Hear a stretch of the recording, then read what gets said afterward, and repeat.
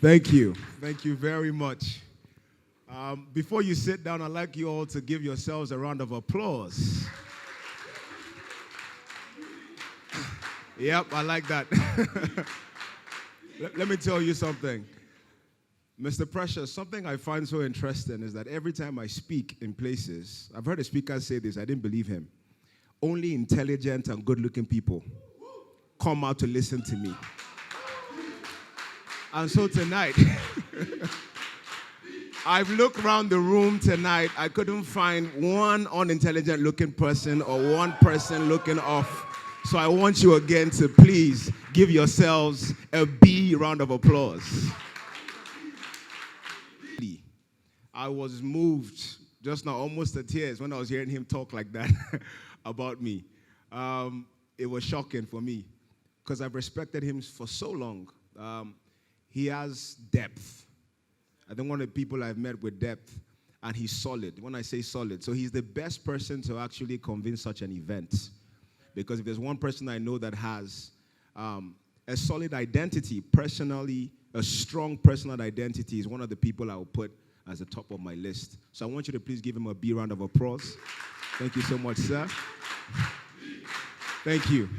Thank you very much. And thank you so much to the whole team, his family. I even saw the kids welcoming at the front. I celebrate you, and I thank you guys so much. This is such a huge event. So when I got the invitation to do this, the first isn't showing. I don't know if you have the PDF. I'll prefer the PDF, please. I wanted you to see the first slide that I used. So I'm calling my own presentation Aeroplanes. Aeroplanes. And it's interesting. Yes, I run an airline. Yes, but that's not the point. I put aeroplanes because when this came up, there's so many thoughts, so many studies, and so many things you will find on. Can I click with this? Okay. Is it going to click? Okay, no. Oh, I haven't put it on. My apologies. Okay. So when you think of the topic of personal identity, let's go back to the first slide. When you think of this, so the first thing I thought of was there's so many studies on personal identity. And we're going to go through that. But the reason I chose planes is because I remember the year 1994. I was born in a place called Kogi State, a place called Kaba. That's where my mother's from. So my parents were together there the first time. And the second speaker as well, what's funny is that that's actually how he remembers my family, from there. So it's incredible. So 1994, we moved to Abuja. And guess what? We moved to Abuja. My father became a lecturer at the University of Abuja. So we were given a small house, a 2-bedroom house, towards the edge of the staff quarters in Gwagwalada. And so we came into this house for the first time. I wondered, it was a smaller house than where we were in Kogi State, because he was a local champion there as a lawyer. And so we were wondering, why would you move to somewhere smaller? But he already had a vision of where he wanted to be. And it was a learning lesson for me. But what I found most interesting was the first time we got into Abuja. You know, Gwagwalada is not far from the airport. For the first time in our lives, we saw an aeroplane.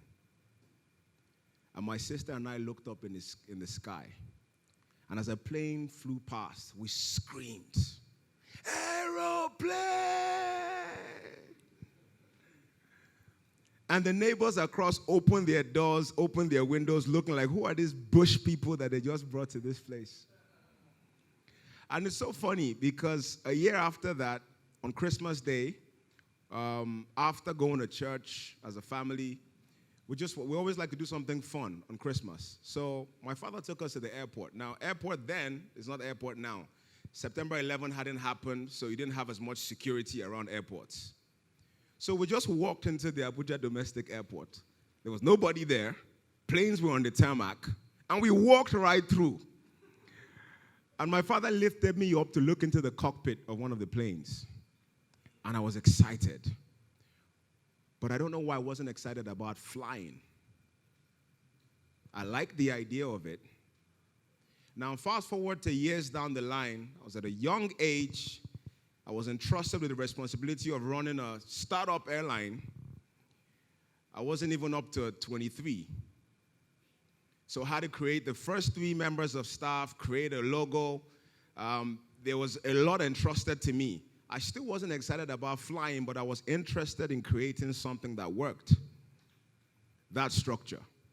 And that's why I made reference to my first time. My first time. So I realized that over time, what has probably developed or what has come up to be, I guess that identity that had been created has been shaped by several things over the years. And that's kind of what we're going to go through tonight. Now, when I thought of personal identity, if you Google it, if you search for it, it's actually a subject matter in philosophy. It's a philosophical concept. You have John Locke, you have Hume, and all of their theories of what they believe in this personal identity. So you find the philosophy of it with different concepts and different theory. So the first one you have is the body theory, which is that our personal identity persists over time because you remain in the same body from birth to death. I'm just going to make reference to some of the notes here. Now, the problem with this is that your body changes every day. That's why this theory doesn't work. The you now is not the you last year. It's not the you 10 years ago. It's not the you when you were a baby. Even tomorrow, your body is not going to be the same. Your body composition changes over time. And so that was the counter-argument to that. Then John Locke's argument was the memory theory, which is what I put here, that personal identity persists over time because you retain memories of yourself at different points, and each of those memories are connected. So because of my link to when I was 5 or when I first started school, this theory is supposed to say that your personal identity is based on those memories. Well, how come you can't remember when you were born? And so what happens to this theory where someone loses their memory over time? Does that mean they don't have a personal identity anymore? Does that mean it is erased? And so you have these different arguments, and you have David Hume's argument that comes that we're always changing. So we're never really the real version of ourselves. Everything is just a picture loaded up into this body. Now, the reason why I've gone through this, if I may ask this question, is you'll probably be wondering, why ask these questions? Why ask these questions on your personal identity? And it's the exact same thing that Mr. Precious said. The way we believe, or what we believe, affects the way we behave, and it affects what we become. I found that so powerful when preparing for this, when I saw the first photos promoting this event. And so because of this, I realized I came over something a while back. I don't think if it can reduce the resolution so they can see the side. So let me tell you something about this. Now, a while back, I came across a video, a TED Talks video on YouTube by a guy called Simon Sinek. I'm sure you guys know him. And now, I was doing my MBA at the time. And so in one of the career development classes, they make us watch some of these videos. And when I saw this guy, he asked a powerful question. It says, the question is, why not start with the why? Or that's how it was tagged, start with the why. Why as in W-H-Y. Start with the why. And so in watching that, I realized that if you were to focus on your personal identity over time as a brand, how do you make it strong? How do you develop it? How do you sustain it? Having a strong personal identity. The real discovery starts when you start to ask the why. When you start to ask the why. So, how does this affect your personal identity? I would have preferred if we could see the left side of that slide so that you can see the questions we're asking. So the questions we ask here is, what is your personal identity? What makes you, you? That's what I put there. The real discovery starts when you start asking why you do what you do. So our main point here is that we're going to start with the why. And Sinek started doing this thing when he was talking. So he said every one of us focuses on what we do and how we do what we do. Not a lot of people focus on the why. He was looking at this from a company perspective. But I realized that when you think of this as a personal thing, it is the same way. It has the same effect. Now, I was explaining something. The example Mr. Precious made of the example I gave before, it was a simple thing I said. I said, look, every one of us is in business. You're in business as yourself. Don't always think of it as a company or a corporate thing. Your ability to develop yourself determines the type of customers you get. So the fact that A works for Shell, and Shell pays him $1 million naira a month as salary because of what he's able to contribute to Shell as a company.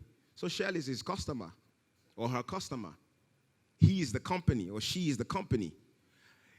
His or her ability to develop themselves by investing in themselves to make themselves more productive and more valuable determines what the customer pays them.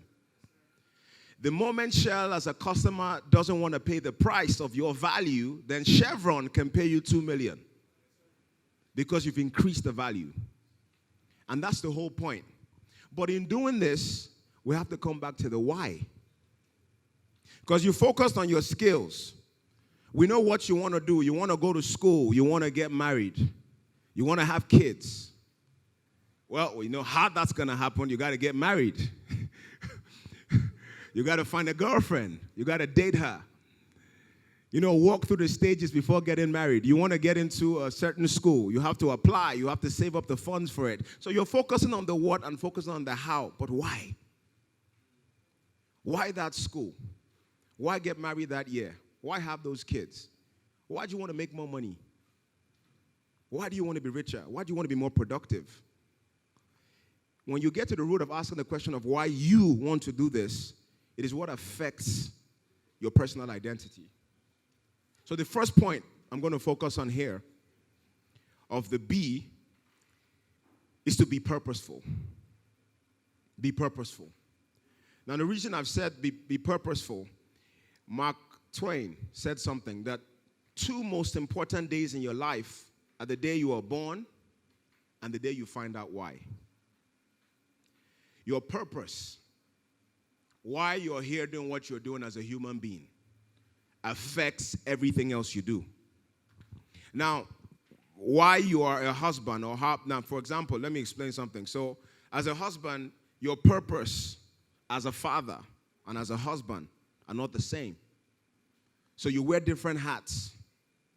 You might be a father, you might be a mother, you might be a wife, a daughter, a son. In the different capacities or different roles you play, you have different obligations towards others. And so that determines your responses. These are the things that forms you. Determines where you're going, your purpose. Now, each person is designed to fit in somewhere. As a human being, you are designed to fit in somewhere. You are designed to do something for someone in some way. Whether it is corporately, whether it is personally, in whatever facet or whatever area you want to think of it. And so the strategy here, I just provided this Abraham Maslow's hierarchy of needs. And the first tranche deals with the being needs. Second deals with deficiency needs. And what he concluded there was that as you free yourself from deficiency needs, you liberate yourself to fulfill your being needs, your self-actualization needs. All right? So I don't want us to, tonight is not a night to go over psychology or any of the philosophy or whatever it is. I'm just using this as a background for you to get where I'm going. So my main point, where I'm getting to here, is to know what you're living for. Why are you doing what you're doing? What is the higher purpose? I've been reading a lot of books this year on things like this. And so every year I create a long list of things I'm going to read. And there was a book called High Performance Habits by a guy called Brandon Bouchard. So what he did over 20 years, he has been gathering data on people who are the top 2% of their industries. And what he found was that all of them answered questions the same way. So when they talk about their needs, when they talk about their visions, when they talk about their goals, when they talk about their values, when they talk about their drive, he found similarities in all the answers. And why? And one of the things I found most powerful, every single one of them felt a higher purpose or a sense of duty. So listen to this. The 2% that are the leaders of your industries, of your career, the likes of your CEO in the company you're working for, this is how they think. So the only way to drive that productivity, to drive that necessity in you to do something, is that you need a higher purpose that's bigger than just you. That's bigger than just you. So how do you determine this? Well, I'm going to get to it. Let me just go through a few questions for you. Now, imagine you had all the money you could ever spend in the world. All right? But you have one condition of having all that money. You can only have that money if there's one thing you could continue doing. You must be doing something consistently. When you think in that way, so your motivation for doing that stuff is not money anymore. Do you understand what I mean? So picture you were financially free today and you didn't have to work to earn. What will you be doing with your life? Yeah, what will you be doing? So if your mindset is that, oh, I'll just chill, you're in the wrong address.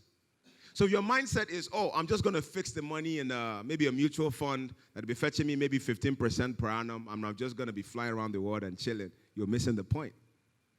Because when you start doing that, you notice those people don't last very long. Those who have a drive by a higher purpose, and this purpose is always linked to your service to humanity, your service to your family, your responsibility or obligation towards others. It's bigger than you. When it is just you and only you, it will remain only you. Do you understand what I mean? So you have to think about the bigger purpose. Now, the reason why I've gone this route is we're going to go through something. The 5 main things I found, what's his name? Brian Tracy. He itemized 5 areas. Your values, your vision, your purpose, your mission, and your goals. Can we say that? Your values, your vision, your purpose, your mission, and your goals. Now, let me explain this. So, your values are the virtues that are most important to you, which you will not compromise for any reason. You will not compromise for any reason. Now, if I were to go around the room and ask you all questions now, what will you do for $1 million today in your account? What will you do for $1 million? So if I ask you to slap your mother, now some might agree that your mother will forgive you after because you probably buy her a car or something. But that's not the point I'm trying to make. I'm asking this question because the extremes you find in society is based on values. I'm not saying this out of any of this thing. I've come across several deals, lucrative deals. I could have made millions of dollars within months that I've turned down. Why? Acts that I had to perform to make that kind of money did not align with my values. So that's why some people who don't have the right values could grow to whatever hierarchy in society, and you will still have the same problem because the wrong values have stayed in them through rising through the hierarchy. And so if you're not faithful in the small work you have, where you are handling only an account of 500,000 naira monthly, and you still want to be cutting corners, you still want to be cheating the company, when you are given responsibility to handle $1 million or 2 million naira, you will do the same thing. Your values create your character. Your values create your character over time because they affect why you do what you do. And so that's why we've said that they are the virtues most important to you, which you will not compromise for any reason. Can someone come to you today and tell you to do something and you will say no because I believe this? This is what we're talking about, creating a strong personal identity. Now, next, vision. A clear, exciting picture of the future. Clear, exciting picture of the future life that you think is ideal in every perfect way. Think of that final time. So let me give you an example.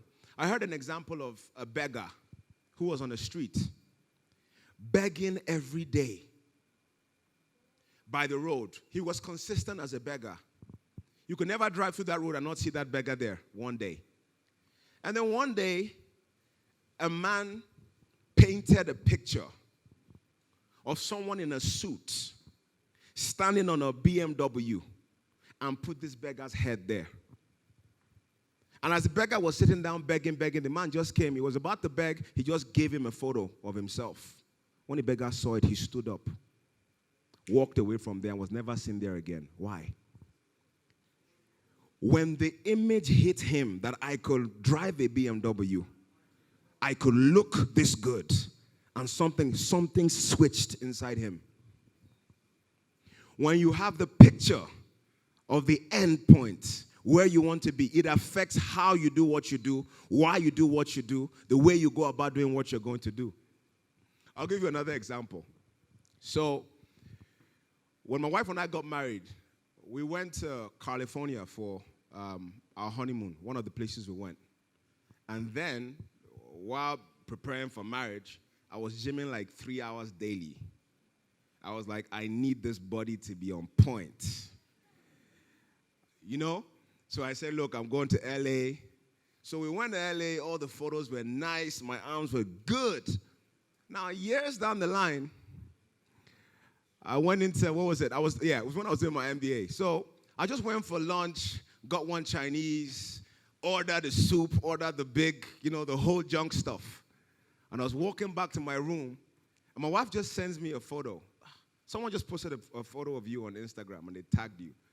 And the photo they posted was one of the honeymoon photos. And I saw my body. I looked at myself in the mirror. I said, what's going on? And what was funny was that December, we had planned to go back to California. Now we got 2 kids, and we planned to go back to California. And I remember, did you not tell yourself you will never let yourself go? So I told myself, before December, I must go back to my honeymoon goal, my honeymoon weight. So that was my goal. So I put that picture up. I lost the appetite there, what I was eating. That's how powerful it was. So immediately, I started researching what to do. First thing I knew I had to do was change my diet. I had gone into some of the wrong dieting, some of the stuff I was eating. So I switched my diet, switched the timeline I was eating, started doing more of what they call intermittent fast. And I focused more on eating clean. And within 3 months, I dropped back to my pre-honeymoon weight. Just because of a picture. So I say that to ask you, what is the picture you have put up on your board in your room? Mr. Precious was talking about having a vision board in the study. What's funny is the 3% of the top we talk about do these things. You hear these things again and again, but ask yourself a question. Why aren't you doing it? If it's that simple, why aren't you doing it? Because there are habits you've built up over the years that stops you from doing the proper thing. And I'm going to get to that point now. The next point, quickly, purpose. Your purpose and your mission and your mission are actually extensions of your values and your vision. They're extensions of it. Because purpose, I just looked at the dictionary definition, a person's sense of resolve or determination. And mission, a strongly felt aim or ambition. So it's just an extension of it. Okay? So Our goals, now, this is the most powerful one because the goals is what you use to channel these things. These are the targets you aim for, with step-by-step plans for the activities you need to engage daily to achieve your vision, your values, your purpose, and your mission of bringing them into reality. So you have to ask the right questions to do this. So, for example, let me ask a question in the room right now. How many people have a personal mission statement? A personal mission statement, something that defines you. That's something you should adopt. Something you should adopt. So what I want you to do after tonight is to write a personal mission statement. And it's easy. It's straightforward. I'll give you some guides. Now, I've given you this before. If you look at the next, use this. So it's a simple model for writing your mission statement. Simply write, my mission is, the guide there is to define in terms of the difference you want to make in the life of others. So what is it you want to do that's bigger than you, that would affect your community, that would affect those around you, that would affect your family? My method of achieving this mission is, you state it.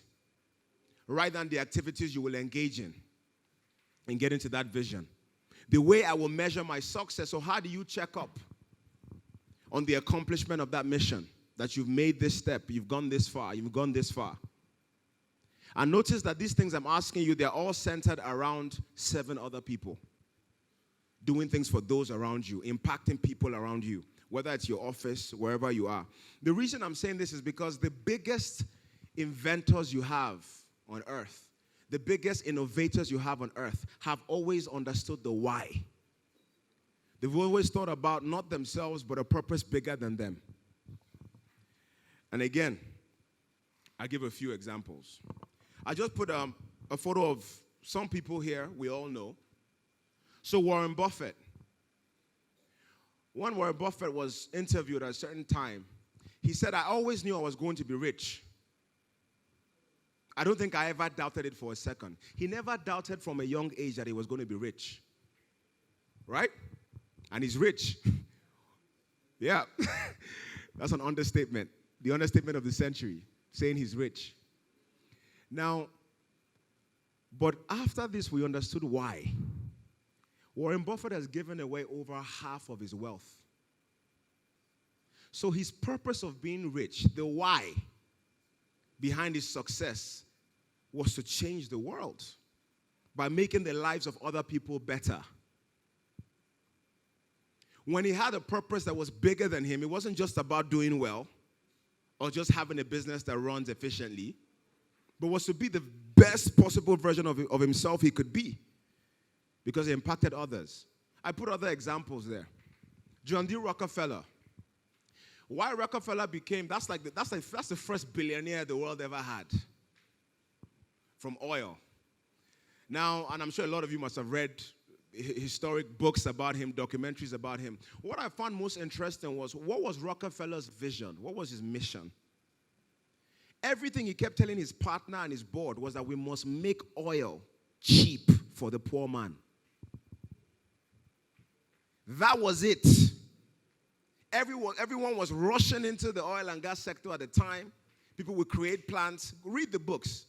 Random Reminiscence of Men and Events. A very good book. And you have factories going down. They only built it for a short while, and it goes down after. But his own idea was different. That let's build our factories differently. Let's build our rigs differently. Why? Let's think long term. He was not wasteful. So he thought, okay. And that's where kerosene came about. At a time where people needed light, electricity was not as widely spread as it is now. And he was able to refine oil to get kerosene and spread it all over the world. So everybody, no matter how poor or how rich, had light in their house from lanterns because of that. So his vision was beyond him. And what that did made him that successful. The third person I put there is Henry Ford. Henry Ford was not as, well, he was innovative, but the things he did He wasn't the first one. He wasn't the pioneer of those things. He wasn't the inventor of the automotive industry. He didn't start manufacturing cars. No. He wasn't the first one that started mass production of cars. No, he wasn't. But what did he do differently? The same vision. He said, I want these cars to be affordable for everybody living on the streets. Because of the power of that vision, he started to innovate. How can we do things differently? How can we spread this round? And with that, it changed the automotive industry, the history of it, even till now. So the point I'm making here is that the why will always give you a deeper revelation of who you are. And that is the foundation. It's actually the foundation of your personal identity, the why. So why am I doing what I'm doing? Why am I in the job I'm in? Why am I taking the path I'm taking? Why do I want to go to this school? You must ask the question. And when we keep asking questions, we get clarity, which leads me to my next point. We have to be crystal clear. We have to be crystal clear. Now, I go here to the story of a guy called Howard Hill. Howard Hill, in 1899, he was born in 1899. Howard Hill was a sportsman. Now, he was good in different sports. Howard Hill could play football, he could play baseball, and he was good, but he wasn't exceptionally good in all those sports. So one day, he decided to focus on just one sport, archery, which wasn't as competitive at the time. That's why I put the bullseye target there. He focused on archery. And over his years, as he sat down and got so good at it, he won every tournament back to back 196 times. It became commonplace to say, oh, Howard is going to win the first prize. We're looking for second position. He was that good. He was so good and he understood it so much. Why? He dropped everything else, and by the power of focus, he started repeating that one thing to the point where he created his own bow that was wider for him to be able to go farther. He was that good. This is why I'm talking about being crystal clear. Let me go to the next point so that you'll get it. Now, Howard Hill was that good. But do you know any of you here can be better than him? If there was one condition. Yeah. If there was one condition, if he was blindfolded. And let's say all of these places, you have points. I don't play darts, but I know the highest point is when you hit here, the bullseye. So there's no way, if Howard Hill had his eyes closed and you were to play against him, there's no way he can get anywhere here. But you will at least get some points somewhere around. And you do better than him. And based on the laws of probability, I don't know whether I put a slide on that. Yeah, Zig Ziglar said, the fact is that you can't hit a target you can't see. So if you don't have clarity of where you're going, what you want to do, what your purpose is, what your goal is, why you're doing what you're doing, then you can't see where you're going. And that's the simple truth. If you want to get to, let's say you want to go to Lagos. If you don't even know why or how you're going to go about it, you can't even start the journey. So you might have different ways you want to go about it. But if you cannot even see where you're going, you don't even know how to start the journey. So we cannot walk in blindness. You need clarity. And your clarity comes with asking questions. Your clarity comes with asking questions. One thing I found so interesting is that if you know what your target is, you increase the probabilities of hitting that target by your focus. So to do that thing again and again, that's why it's so powerful when you take up one skill and you keep working at that one skill over a number of years, and you find that it's hard for others to catch up with you in that line because you've refined it so well. And that's the problem we have with our generation X, generation Y, generation Z. No one wants to stay. the industrial ages where people stayed in one company for their lifetime and they were loyal, is not the same you have now. Now we have a lot of energy. There's a lot of information. You go in and you are employed somewhere once. Within 6 months, you are jumping up to the next place, even if they paid you well, even if they flew you abroad to train you. You always think there's something better. So if you keep hopping up and down, how do you think you're going to improve on that skill? And this is the power of the law of probability. That if I continue doing this thing again and again, I increase my chances of doing better at them. It's as simple as that. So I'm just going to round off because of time. So what I want to focus on, just some steps I believe that if we take. Let me ask a question. How many of us set goals daily? You have a daily goal, okay? So you set up daily to-do list. How many of us do that monthly? How many of us do that annually? Okay. Now you see the number went up when I said annual. When you look at the bigger picture, it's easy to have a New Year's resolution. Oh, this year I'm going to do this. Or this year I'm going to do that. But why aren't we consistent in doing it? So it's harder to break it down. And the point is, when you keep it as a big picture, it will always be a big picture. You need to break it down. And the power of bringing that focus in is goals. The power of that focus is by setting your goals. So firstly, I just put like 7 steps here. Decide exactly what you want. Decide exactly what you want. You must be specific.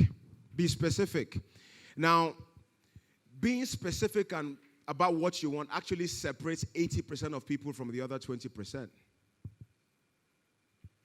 It's scientific. There's research on it. Albert Einstein said that if you can't explain something simple enough, then you don't understand it well. So do it simply.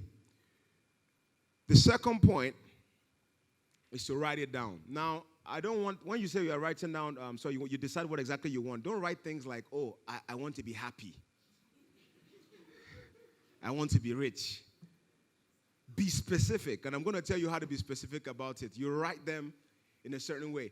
You want to double your income, so you have to specify, what is my income now? If I'm earning 100,000, it means I want to be earning 200. If I'm earning $1 million, I want to be earning 2 million.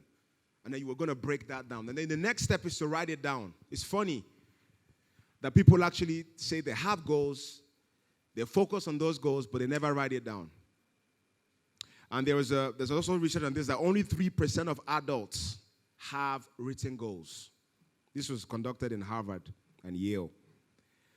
And these people, according to the studies done there, eventually earned 10 times more than people without goals. So those who write them down, but by you writing it down, you're already 10 chances higher than those who don't even have it written down. All right? Number 3, set a deadline. Set a deadline. Now, the reason why this can be daunting is that even the deadline you are setting is not, the focus there is not on the deadline. It's on the goal. So if you set a deadline, there might be unrealistic deadlines, but there are no unrealistic goals. All right? No unrealistic goals. All those smarts should be to be specific, measurable. I don't like measurable because I don't believe the sky is the limit. I believe the sky is the stepping stone. If not, you will never have innovators that break through. All right? So write it down. Set a deadline. If they don't meet the first deadline, go on to another one. 4, make a list. So write down everything you'll have to do to achieve those goals. So if I give you an example now, you say, I want to travel to, I don't want to use Dubai.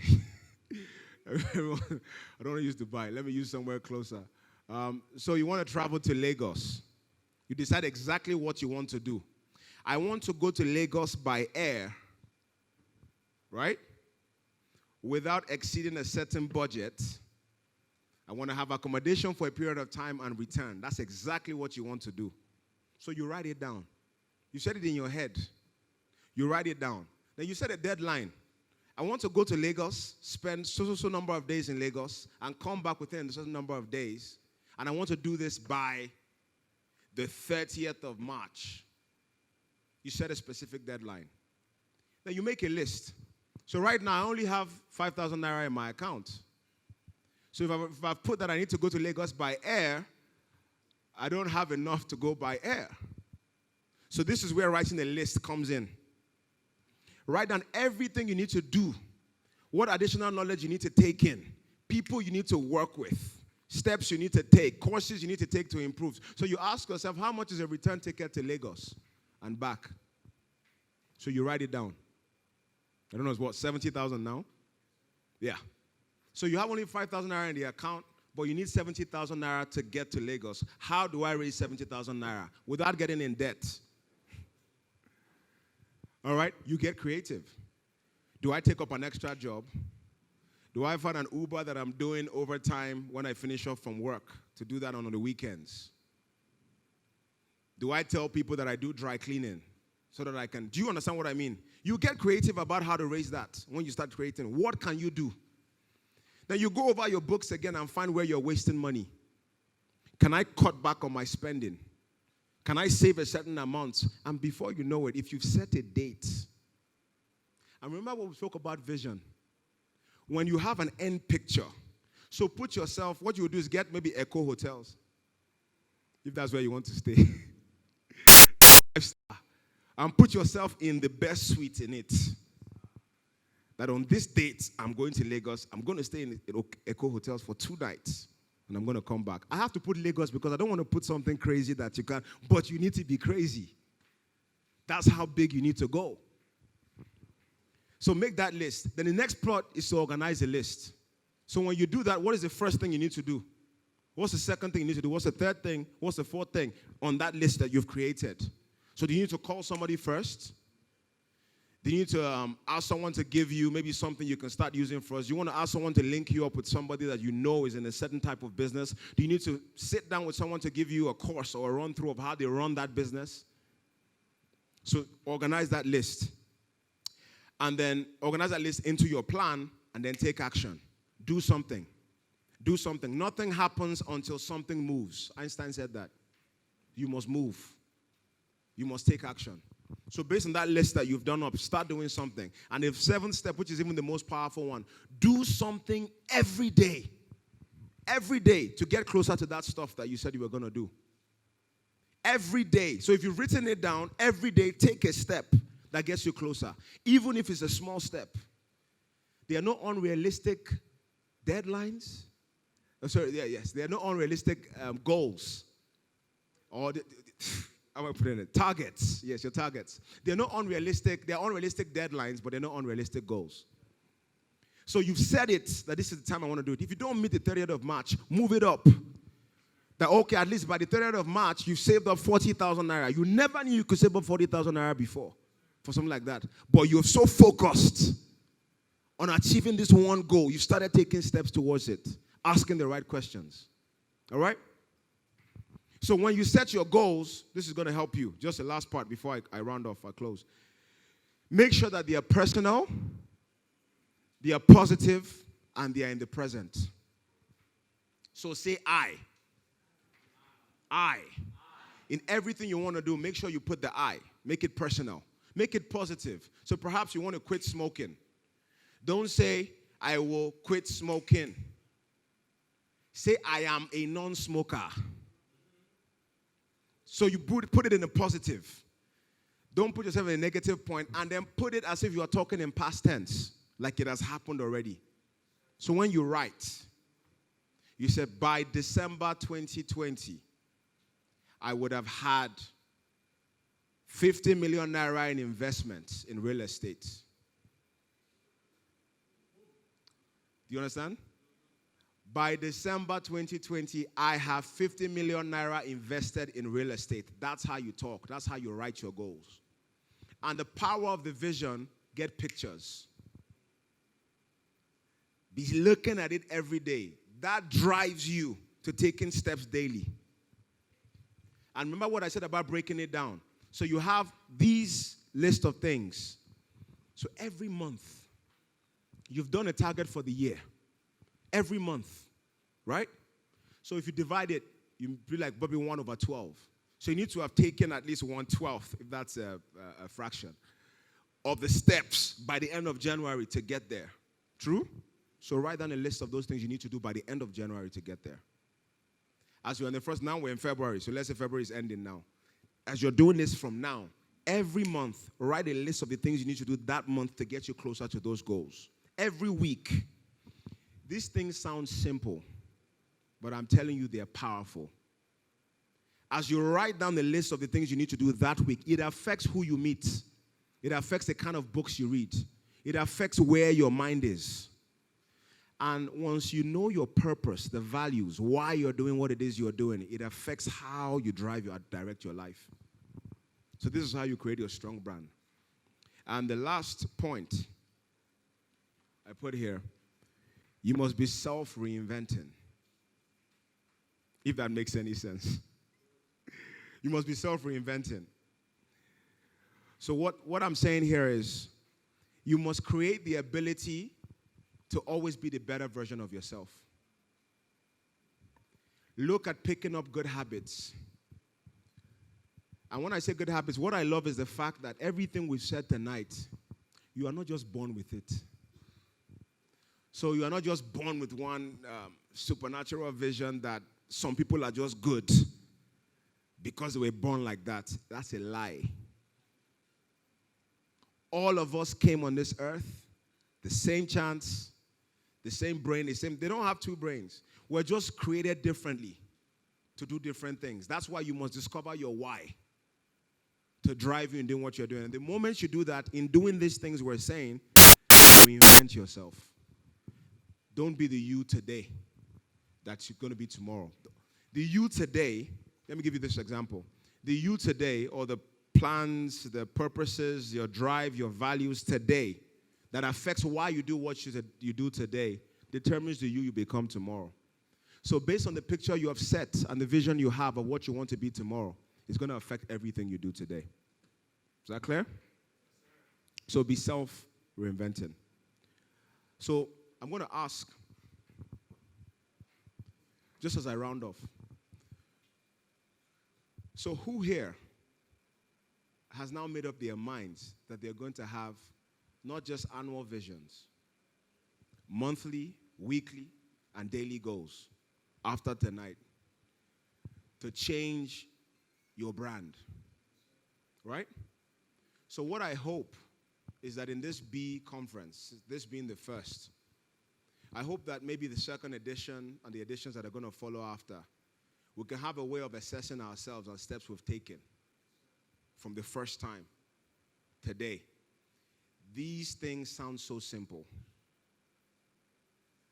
And the main question is to ask yourself that if they're so simple, just ask that question. If they're so simple, why am I not doing them? If they're so simple, why am I not doing them? So I want you to make up your minds tonight. Your personal value. Now, I gave this topic, I gave the topic of aeroplanes at the beginning. And just to make a point to that, as I round off, it had nothing to do with what we're talking about. True? And that's the whole point. That's the whole point. Don't be predictable. Reinvent yourself. Thank you.